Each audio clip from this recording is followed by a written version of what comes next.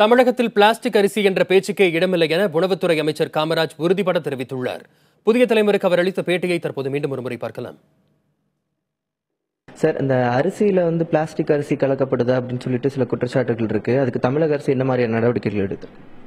தமிழகத்தை பொறுத்தவரை அந்த மாதிரி பேச்சுக்கு இடமில்லை. பிளாஸ்டிக் அரிசிங்கிற பேச்சுக்கு தமிழகத்தில் இடமில்லை. மாண்புமிகு இது புரட்சித்துறை அம்மா அவர்களுடைய விலையில்லாத அரிசி திட்டமும் மத்திய அரசினுடைய தேசிய உணவு பாதுகாப்பு திட்டமும் இணைந்து இரண்டையுமே செயல்படுத்துகிற ஒரே மாநிலம் தமிழ்நாடு மட்டும்தான். அந்த வகையில் இன்றைக்கு தேவையான அரிசி ரேஷன் கடைகள் மூலம் வழங்கப்பட்டு வருகிறது. அதே போல கடைகளில் வாங்குபவர்களுக்கு அவர்கள் தேவை என்று சொன்னால் அவர்களும் பெற்றுக்கொள்வதற்காக 1 கிலோ 20 ரூபாய் திட்டமும் தொடர்ந்து செயல்படுத்தப்பட்டு வருகிறது. சென்னையில் சில இடங்களில் ஃப்ரைட் ரைஸ் கடையில் அந்த மாதிரி கடைகளில் பிளாஸ்டிக் அரிசிகள் சேர்க்கப்படுவதாக குற்றச்சாட்டு ஃபேஸ்புக் வலைதளங்கள் எல்லாம் பரவுது.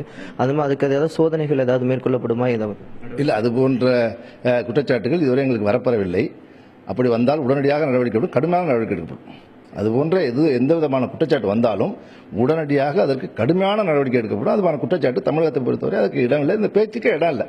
அதனால அந்த மாதிரி குற்றச்சாட்டுகள் இல்லை. அது வதந்தியாக கூட இருக்கலாம். எனவே அது உண்மையான குற்றச்சாட்டுகளாக இருந்தால் எங்களுக்கு அது சம்பந்தமாக ஏதாவது புகார் வறுமையானால் கடுமையான நடவடிக்கை எடுக்கப்படும்.